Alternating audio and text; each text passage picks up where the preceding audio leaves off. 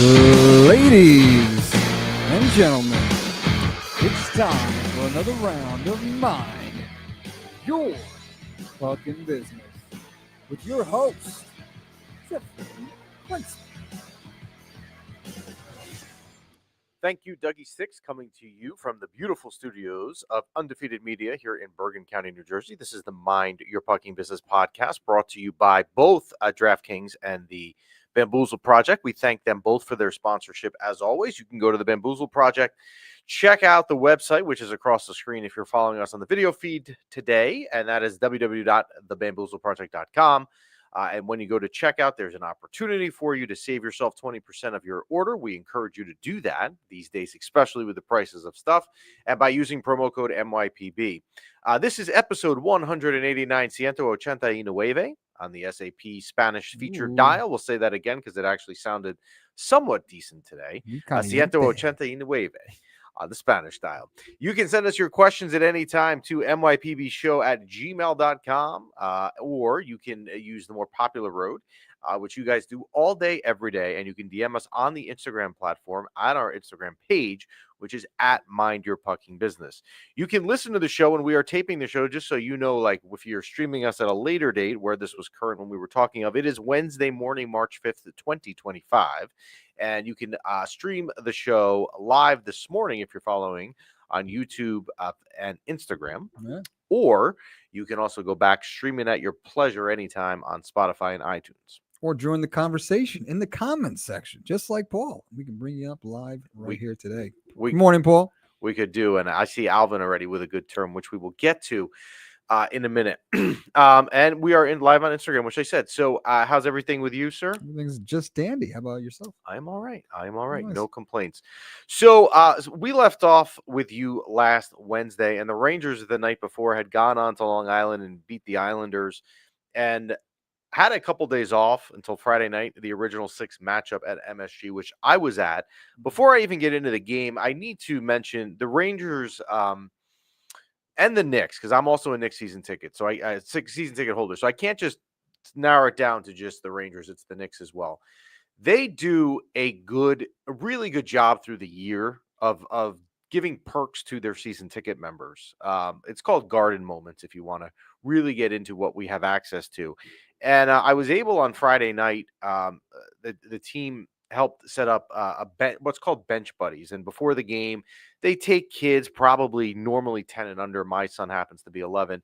And they sit on the bench with the players during warm-ups, which the only unfortunate thing about it is there's an age maximum, and I was way too old to do it, or I would have taken it. But for my son Tyler, and we put the pictures up on Instagram and some videos, he got to talk to Rempe. He told Matt Rempe he should be fighting. He got to hang out with Rem Sanity? Yeah, if you watch the video. Yeah, your boy. He told Rempe to fight Ryan Reeves, who's on the other team. He had a discussion with Will Cooley. He said he was going to score tonight. He told Will Cooley that he was going to score, and he actually ended up scoring. Too bad my son can't do that with the Mega Million numbers. But really cool. So thanks to the team and to do those kinds of things, I think are really cool. So Friday night, now I had thought that, again, I've been pessimistic lately. You can all get on me for it. You all do anyway, and that's fine. I just thought this was a really bad matchup for them. And early in the game, they go down early on a power play. What was a questionable call in the corner, but they go down 1-0. And they came back to tie it. They were down 2-1 in the third. Will Cooley off a 2-on-1 scores a shorthanded goal, actually in the net that my seats are in front of. So we were right in front of that. They tie it at 2, and then Igor makes a really just boneheaded play coming out behind the net to play the puck, and Toronto cashes in on the mistake. Actually, it was right after the Cooley goal, and they go on to lose 3-2. My takeaway, because again, some of you guys have gotten on me that even when they win, I'm negative, and when they lose, I don't say anything positive. But the takeaway Friday night was this. If you are of the mindset, now I am not sure that I am there yet, but if you are of the mindset, and you're entitled to be, you can be, that's fine. If you're of the mindset that this team is going to get in the playoffs, you really want them to make it because you think somehow, some way, they can make a deep run, Toronto, who they played on Friday night, could very well be the first round matchup. I mean, this is a team that they could easily play. And what they showed you on Friday night was, aside from the Igor screw up behind the net, the Rangers were the better team Friday night and deserved to win. I don't remember off the top of my head, the shot disparity, but the Rangers had a very favorable shots against, which in previous games, because we talked about this last week with the Islander game, the Pittsburgh game the weekend before, and the Buffalo game the weekend before, that the shots had gone the other way. So the way that they played against Toronto I was good. I mean, you don't like that you walked away with no points, but if you want to take mental victories out of it, I think there probably were some you could take that night against Toronto. Saturday afternoon, now this has happened. I don't know. There's no statistical way to do this. It's just a general observation. I have found that this year with this team, you could have like a day off, and all of a sudden, out of nowhere, it just doesn't become a day off more than it usually does. Like, I'll go back to December, the Friday. Trouba is healthy scratched in the morning at 11 o'clock. He's not going to play that night versus Pittsburgh. Then at 2 o'clock, he's traded to Anaheim. Then at 5 o'clock, Igor's resigned. Then the JT Miller stuff. Then the random Kako trade on a freezing cold Wednesday night the week before Christmas in December. Like, there's just a lot of stuff that seems to be happening when you're not prepared really for it. So Saturday afternoon, the Rangers make a trade, and they trade Ryan Lindgren as well as Jimmy Vesey out west to Colorado. Now, there's no surprise at all that Ryan Lindgren got traded. It has come out from beat reporters who cover the team, and they've all kind of been in unison when they've spoken about this, that Ryan Lindgren is not coming back to the team next year. He was on a one-year deal. He was re-signed last July to a one-year deal. Or actually, I think it was August.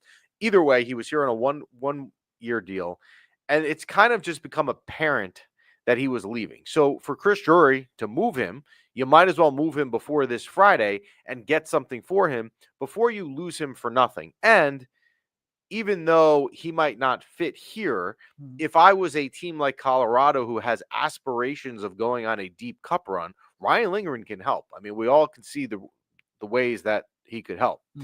To me, the biggest takeaway, and I said this on the Instagram story trade reaction video that we put up on Saturday, was not that they traded Lindgren or Vesey. It's the takeaway that Drury has a little bit tipped his hand that he might, in fact, be a seller, which, as I've been preaching for a week, and most people have, is the right answer here. Why is that? How does that trade tell you or give you a hint? And here's how. Adam Fox is out, right? If this team thinks that they have the ability to win 16 games in the spring and win the Stanley Cup, you're not trading Ryan Lindgren. You need Ryan Lindgren, right? He can't go anywhere. And Jimmy Vesey, I'm gonna try to keep this politically correct or not lose my mind. There is a clip of me, and it's on Instagram. It was either 2 or 3 years ago. It might have been 3 years ago. I think it was 2022, where before the season started, I had said that Jimmy Vesey should be nowhere near this opening night roster. If I told you to tell me or write a book about the good things about Jimmy Vesey's tenure here on Broadway, you have nothing to write. I don't understand. Remember also this season, go currently, Jimmy Vesey has only made the lineup as of recently when other players have gotten hurt. So getting rid of Jimmy Vesey, getting rid of Ryan Lindgren, who's not coming back here next year, why not? Now, are the two players that came back from Colorado, Calvin DeHaan and the other guy whose name I'm not even going to attempt to butcher, are they going to be studs? No. But DeHaan, who's an ex-Islander, I mean, he could be a steady defenseman, I guess. I think if you're not looking at him statistically, it would be all right. But to get stuff back and do it at a time where Drury can kind of tell you he's a seller, I've got no problem with that. So I got a dumb question for you. So we get these two players. We don't even know how to pronounce one of their names, right? We got rid of Jimmy Vesey and Lindgren, which we wouldn't have signed anyway, right? Now, say those salaries are now being paid by their previous team? Well, no. The Lindgren was retained part of his salary, but the other players, no. Okay. But they're not on huge contracts. How long are their contracts? I'd have to look. But the Rangers, more than 1 year. Yes, they have term. So let's just say we don't like that player. We can just release them, and we're still the same position we would be with Lindgren? Correct. Okay. Right. But I got something back for Lindgren, who I know definitively is not coming back. Now, Chris in the comments, who's saying that I don't appreciate fourth line and role players. Chris, I'd like you to put in the comments You don't have to write like a novel here.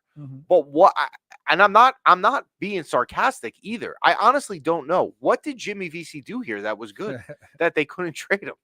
He hasn't even been in the lineup. I'm not, and again, I'm not trying to be a wise ass. I just don't know what he did here for his whole term here on Broadway. We'll take Matthew's question. Would you trade Panarin for a bigger return? Matthew, we are going to get to this topic exactly in a couple minutes with some trades. So I did like the trade. Now, Sunday night, Nashville comes in. For Nashville, it is the second end of a back-to-back. They were at the Islanders and got slaughtered on Saturday afternoon. I'm going to actually group, just for personal schedule reasons, the Sunday Nashville and the Monday Islander game together, because I was in San Francisco for the day for work. I actually flew out Sunday. I flew back Monday. So I didn't see any of the game live. Obviously, I went back, looked at stats, saw highlights, but I don't really feel like I can talk to you about more stuff within the game. But I'll say this, and I said this on the story that I posted from San Francisco Airport on Monday night when you guys wanted a post-game recap when I hadn't seen the game.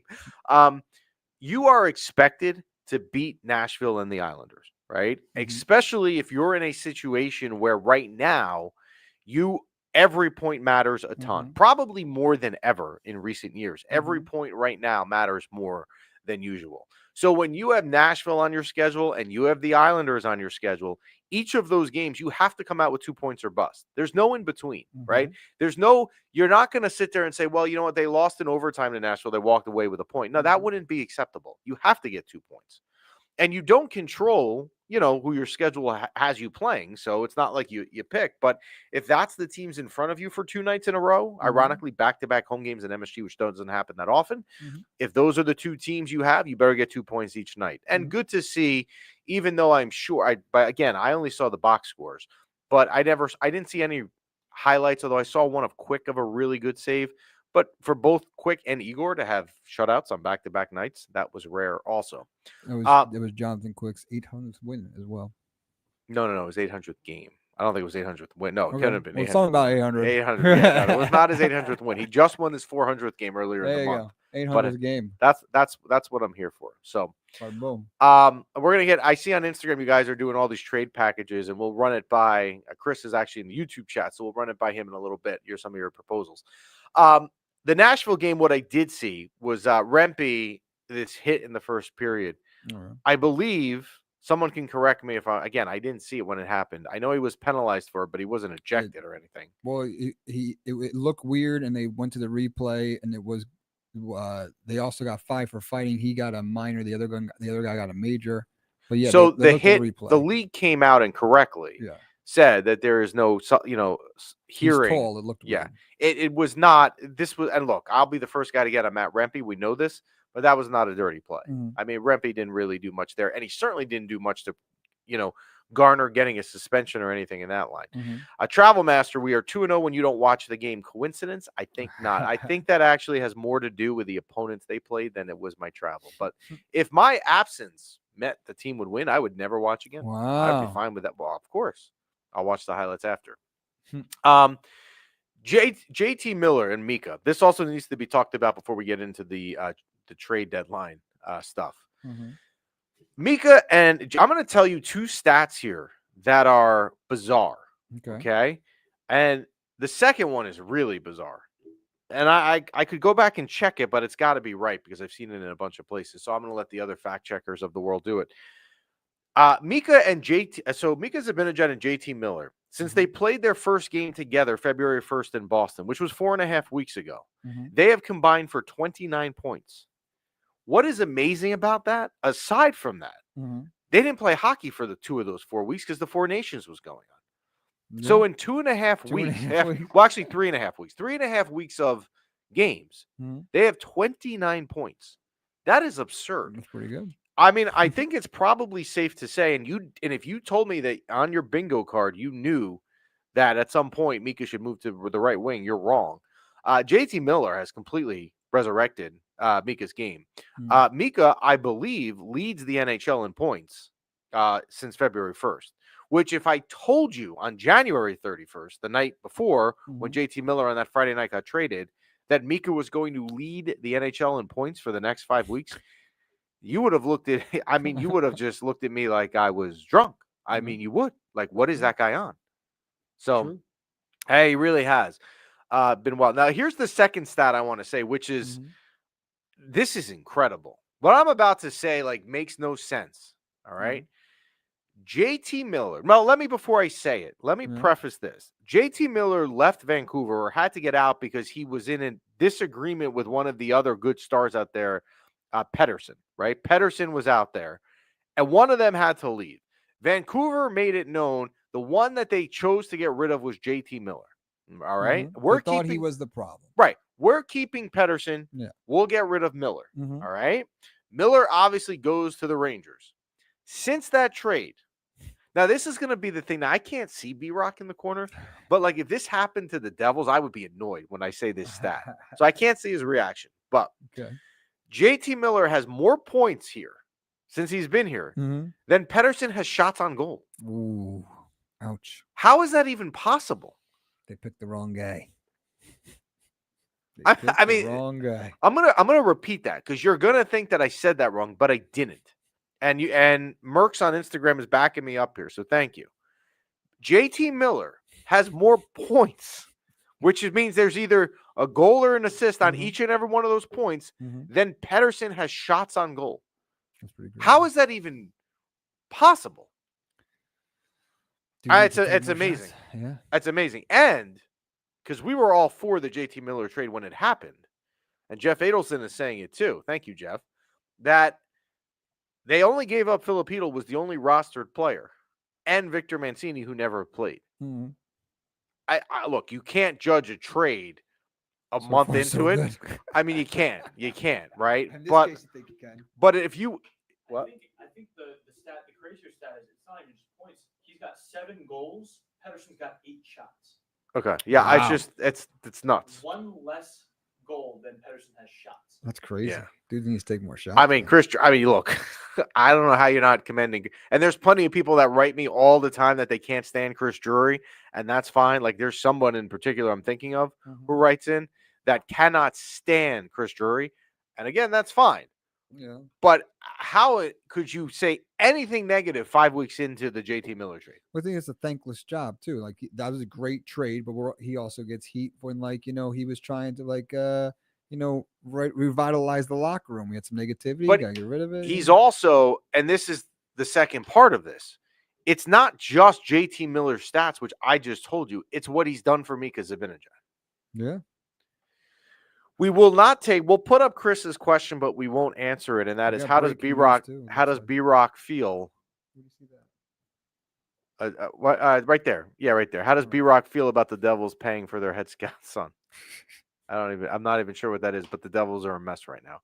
And Alvin agrees that we can safely say that Chris Drury is the fleece master. Do we have an update on B-Rock's on our shoulder injury, B-Rock? On Jack Hughes? Most likely a wrist.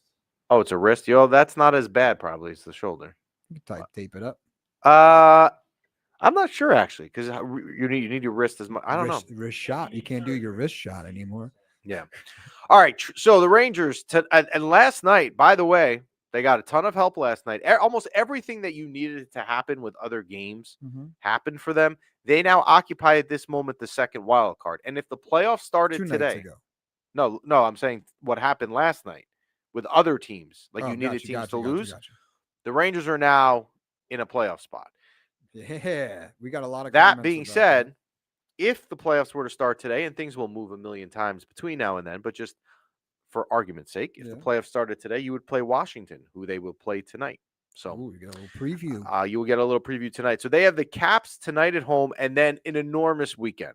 Like, there is no other way to put this out there other than an enormous weekend. They have Ottawa on Saturday, right with them in the wild card race, and then home against Columbus on Sunday, right with them in the wild card race, and then they go to Winnipeg on Tuesday. Do we have breaking news? I think Nikolai's. That's not true. No. Timo Meyer's been in the Devils for a while. He's saying it because Timo Meyer's been god awful.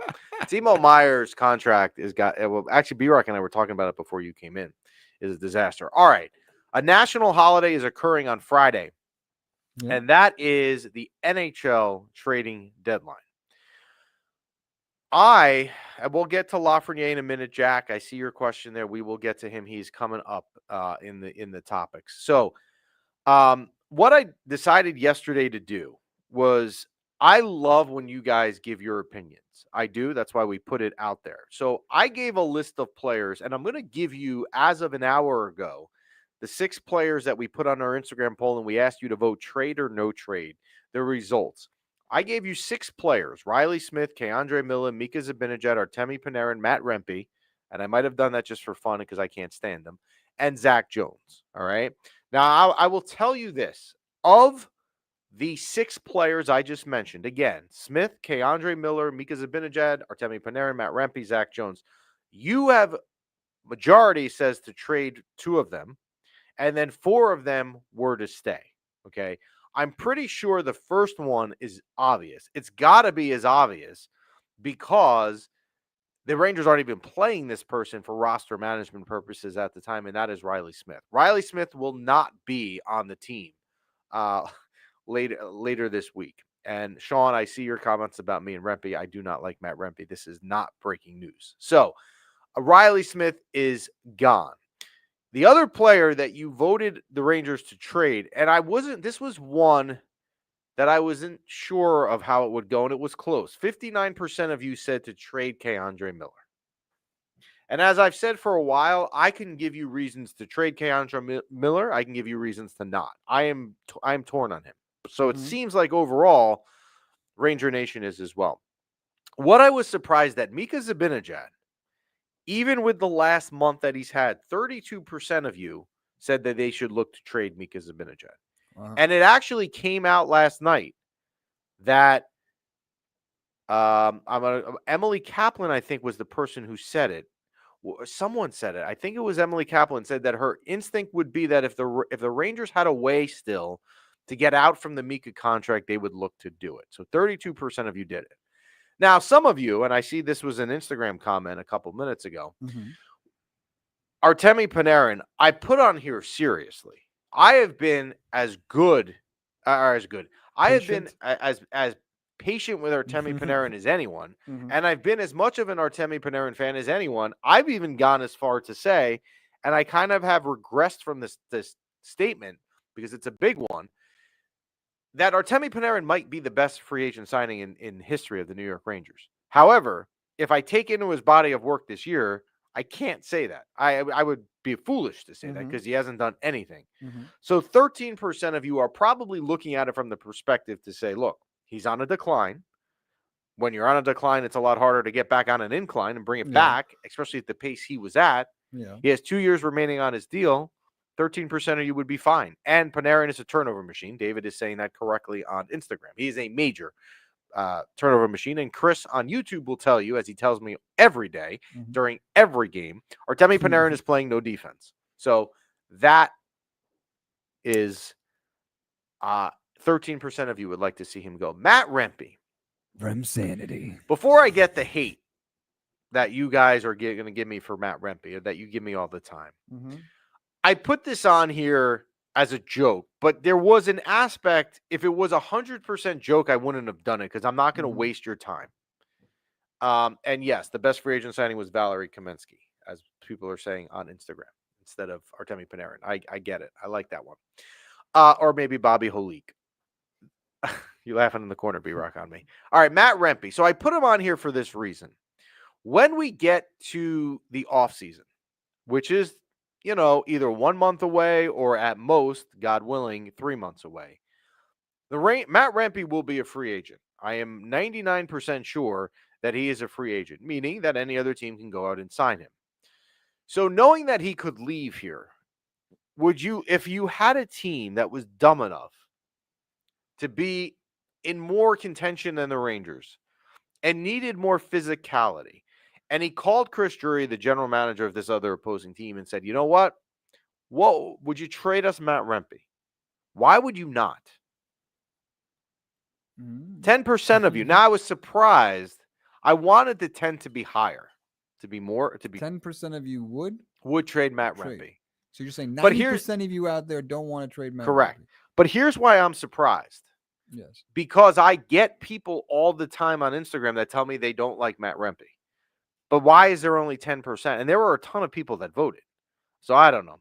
Zach Jones, 30% of you said Zach Jones should be traded. My question for the 70% that didn't want Zach Jones traded is, what are you seeing in Zach Jones' game that makes you want to hold on to him? Now, you could answer as a joke and tell me I don't see anything in Zach Jones' game because he barely plays, although he's been playing the last week. But most of you didn't want Zach Jones traded. Some of you had asked why I did not put Chris Kreider on a graphic. Why are you saying that Chris Kreider can't be traded? And that is a fair question. But the reason I did it was because Chris Kreider's on IR and he cannot be traded this week. So I didn't put him on there. But Chris Kreider, if I could trade him and I had the opportunity to field a phone call on a general manager who wanted him, I would trade. I would listen. I would entertain the phone call. The other question that you guys want, and I didn't put him up on the graphic, and that is Lafrenière. I go back to the Empire State Building. They're talking about on Instagram. Rem Sanity. What was it? I forgot what I was going to say. Okay. About Rempe. No, I wasn't. It was about Lafrenière. Gotcha. I go back. I want you to go back 5 years ago. We put it on our Instagram page today. You need to go and watch it. It's a minute long. It'll make you smile. 5 years ago today, Mika Zibanejad had his infamous 5-goal game versus the Capitals, who ironically they play tonight, and five goals, scored late in the third. His fourth goal won it in overtime on a breakaway off of a beautiful pass by Panarin. That year was COVID, and the world shut down like a week later. A week later, the Rangers had actually just beaten Colorado, and the world shut down.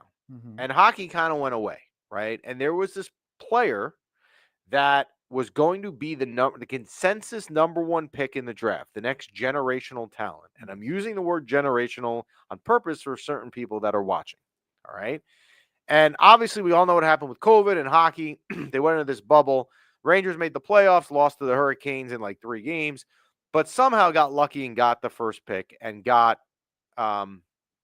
Lafrenière.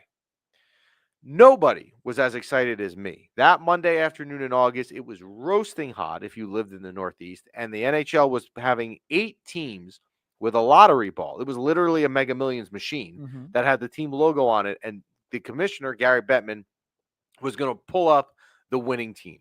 So you just hoped and prayed that you saw the Rangers lotto ball come up. And when they did it on the camera, for those of you who remember this, and you can go watch it on YouTube because it was on the NHL Network, they tried to do the appeal where the ball came up and they didn't want you to know who was on the logo until the commissioner pulled the ball out of the machine, right? But you knew because you could see the lower corner of the ball that was visible was like 2/3 of the Ranger logo. So all of a sudden, I was going crazy in my family room because I knew they got him, right? I knew they had him. Yeah. Now, 5 years later, has Alexis Lafrenière been what I thought he was that Monday night when I was running around my house screaming? No. But here's why I'm not going to trade him. And could very well be wrong on this, as I'm wrong on plenty of things in life. I saw last year, not that long ago, in the playoffs, some of the talent and some of the things in his game that made me want to go crazy on that Monday afternoon back in 2020. I would not trade Alexis Lafrenière. I didn't put him on the graphic at all. So we'll take some of your comments. Are there stuff that I don't want to see? It's just funny stuff. Okay. Well, let's do a pinch of cute Emma's. Third down from the top. Do you think Kreider is up? Third from the top. There you go. Do you think Kreider is playing the injury up to avoid being traded? That's a great question. I saw the other day someone mention this, and I hadn't even thought of that as a possibility. I don't think so. Someone told me yesterday. I don't know if this is true, so I don't have like a source inside the team, but I'm telling you what someone told me who sometimes can be right. That Chris Kreider and Chris Drury are pretty good friends, and that if he was going to get traded, it would be in the offseason. But I don't know. It would. You know what, Emma? You'll know. Like if the trade deadline passes on Friday and Chris Kreider's in the lineup Saturday in Ottawa, you'd have a pretty good opportunity to be right. We'll take some Instagram comments. Zach Jones, Walker Bradshaw. Zach Jones shouldn't be traded because his on goals percentage is highest on the team in terms of defensemen. On ice goals percentage. Okay. They're not trading Lafrenière. That is true. Jack Luddington. What we see from Kakko in Seattle now makes me so scared to trade Laffy. He's not what we thought, but he seriously can play sometimes. I agree completely on that, Jack. I wouldn't even probably be entertaining a phone call about Lafrenière. Like, if you talk to me about what Ranger players this week are untouchable, I'd have Igor. Yeah. I'd have Adam Fox. Although you could, I wouldn't. But if you wanted to sit here and make an argument for me that you would listen to an offer for Adam Fox, you could probably argue it. I wouldn't. So I would say it's Igor, it's Adam Fox, and Lafrenière. So, like, Adam Fox would be one of those crazy deals, if you will. Yes, Adam Fox isn't getting traded. He can't anyways. So let's take out the crazy deals out of the equation. Who would you want to get rid of if you? You can't get rid. You're not getting rid of Igor. You can't get rid of some players because it's in their contract. Realistically, who do you want to get rid of that you actually could? Okay, Riley Smith is out of here. Riley Smith came here to play on the right wing for Zibanejad and Kreider. That's why he was brought here in a 1-year deal off of a trade with Pittsburgh. It hasn't worked. Like, it just hasn't worked at all. Riley Smith is gone. We know he's gone because the Rangers have held him out of games for roster management purposes. Riley Smith, by the way, has a no trade, some clause.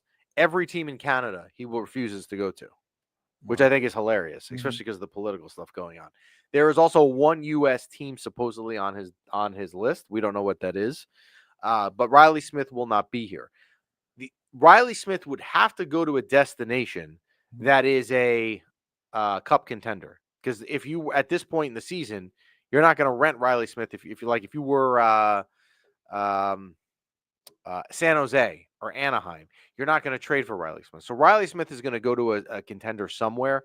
Do I think that the return that they're going to get back is big on him? No, there's not, but it's better than nothing. Some of you are saying Rempe we traded. I don't think that's going to happen. The other one that I think is realistically could happen, although, again, I am so split on this, I can't give you an opinion on it, whether he should be traded or not, is Keandre Miller. My worry about doing that is also that if you were to trade Keandre, that's also another less defenseman you have next year. You've already lost Lindgren. You've traded him. You've traded Keandre. That's opening up 2 spots. Now, granted, you got DeHaan back from Colorado, but if it were me and you put a gun to my head and said, would you trade Keandre Miller? I would probably tell you no, but I am real close to also saying yes. I am probably like towing that 51 to 49% line. You would need to get a defenseman back. Yeah. Yeah. You don't have, who else are you calling up at this point? So some of you are saying Riley Smith probably goes back to Florida or Vegas, and those would be 2 logical destinations for him because both those teams will be in contention. So, and actually, Florida would make a lot of sense too because Kachuk is out for a while. And they would need him. Are saying that they would give Keandre another year because he's capable, he's got the tools, but that argument right there is exactly the argument that you would hold on to Keandre Miller. You know he has the tools. You know he's had a talent. He's had a bad year. Like there's no sugarcoating it. Like if you told, it's like Jimmy Vesey. Write me a book on what Jimmy Vesey accomplished here in New York. You can't. If I told you to write a book about a positive spin on of how Keandre Miller has had a good season, you can't. Right? Like think about the Dallas game, the turnover that led to the overtime goal behind the net. Think about the Utah home opener game, the turnover in overtime. Like there's so many things with him that I could and they're all negative this year, but I do know that in the past he's been good and the talent is there and he's a big body. So I probably would not trade him. Now, if someone wanted to trade for Keandre Miller and grossly overpay for him and the return coming back to New York, then yes, I don't want to sit here and say he's untouchable, but I don't know that I'm actively going out there saying that he needs to be traded. I wouldn't be doing that. Maybe you need to sit in the film room a little bit and sit down with the coaches and get these mental errors out of the way. It would help. Schmutz on Instagram. I'd like to see what Robertson has. I'm with you as well. And if it comes to the point, and you hope that it doesn't, but if it comes to the point in the next 7 weeks of the regular season that they are going to start showcasing some of the younger talent for reasons that they're not competitive or they drop out of the wild card race, then that is one thing that is a massive positive, because you can kind of get a glimpse of what you have. Because all we do is, we hear about some of these people's names, but we never see them. As a problem. Academy Gerbil on Instagram. I think they have let Miller have too many chances. The problem is we can't get rid of him. We need defense. He should have been gone. Matthew, Fox or Kreider on LTI before the deadline. We can pull a good player with the cap space we have. Are we making a cup run here or retooling? That's the question that Chris Drury has to answer, right? Because if you're going to make a cup run, which, again, I don't think is happening here, you would then go out for the players like Tarasenko and Kane and the rentals of the world, or are you retooling? And retooling is a great choice of word, Matt. I don't know if you did that on purpose, because you use the word retool and not rebuild. There is a massive difference between retooling and rebuilding. The Rangers, as I said last week, cannot possibly be in a rebuild. They just signed a goalie for 8 years. You're not going to sign a goalie like that if you're going to be in a rebuild. You would have let Igor walk. Travel Master, I think if we win tonight, we will be very aggressive at the deadline. I don't know that tonight would be, they win tonight, that one game makes you think like, okay, we got to be aggressive. I hope not. I want them to win tonight, but I don't want the second part of that to be that they are going to be aggressive. There's no rebuilding. And yeah, Neil's right. There's never rebuilding with the Rangers at all. And the Rangers, look, they've also been, as a fan base, you've been very lucky, because most of you are younger than me, and you don't remember the late 90s and early 2000s. The Rangers were atrocious, right? I mean, they were absolutely atrocious for years. And then they came out of the 2005 lockout and were good. And they were good under Tom Rennie. They were good with that group forever. I think they made the playoffs every year. As from what I can remember, 2009, yeah, they did, until they might have made the playoffs every year until Alain Vigneault's last year in 2017 to 2018. And then since then, they didn't make the playoffs in that COVID season with the Tom Wilson Artemi Panarin incident in 2021. They've made it every year since. So there's not a lot of rebuilding that's gone on with the franchise. They've been able to retool. Now, part of the reason, though, let's be fair, hold on. Part of the reason they've been able to retool so easily is in those 20 years that I just said, and you've had Henrik Lundqvist and you've had Igor Shesterkin. Right out of my mouth, which we talked about right before we went live.